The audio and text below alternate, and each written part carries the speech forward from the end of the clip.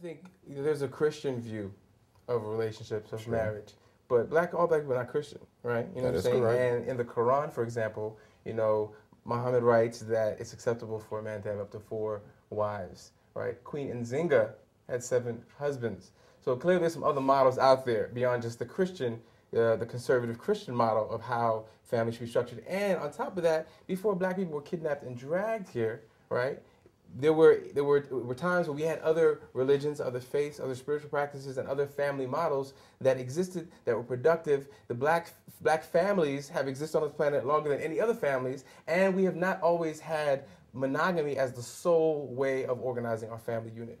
I think that polygamy is outlawed unless you're Amish for the most part in this country, right? But Americans practice polygamy. You said you were married once before. Most folks have multiple sexual partners before they're married. There are folks who, 51% of the folks who get married in this country end up getting out of that marriage. Do we want to have long-term relationships, or are we having children and not committing down the road? Exactly. Yeah. I wonder if we just if the conversation may be about the connotations around these terms is a very sort of American-centered one. Like when I talk to Stacey Anderson from Jamaica, other folks I know from Trinidad, right. In the Caribbean, these terms don't have necessarily the same pejorative connotation that we have here, and that may be for a range of reasons, but I just want to at least bring it into the conversation that, we aren't completely American-centered in how we talk about these terms. Black folks are under a different kind of microscope in this country, being predominantly white.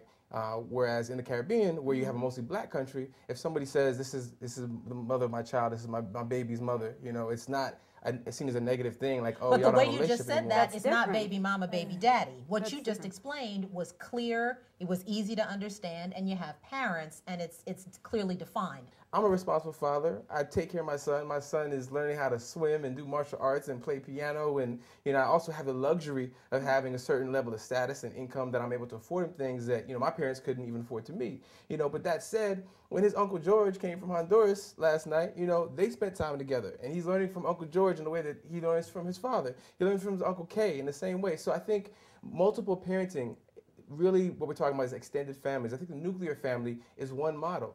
But I think in many ways it atomizes us. And I think America is very afraid of seeing Negroes organized. Are African-American males really falling off in terms of responsibility? Where are we, and are we being honest? Well, one place we are is in prison, right? There's already 3 million more black women in this country, than there are black men. And 1 million black men in this country are incarcerated. At the end of the day, what happens is the black family is split up as a result of the prison system, the prison industrial complex, or the graveyard. Or the graveyard, you know what I'm saying? We die at record rates, you know what I'm saying? So I think, we have to deal with the genocide that was launched with our entrance into this country, which continues today. At the same time, black women have been raising not only black men, but white men in this country for centuries, right? But thus, the production of the mythology around the mammy, thus Oprah Winfrey. You know what I'm saying? Why are white folks all over the country so comfortable listening to this nurturing black woman? Because black women have been in white households since we were brought here. You know what I'm saying? So that tradition, it continues to exist. At the same time, we want to affirm the agency of black women, but also we have to talk about masculinity in the context of how black men define it. I think there's some issues that we got to talk about. There's this powerful film called Beyond Beats and Rhymes. It's a hip hop head's view of masculinity in hip hop. He's critical of hip hop, but he doesn't divorce it from American masculinity in general.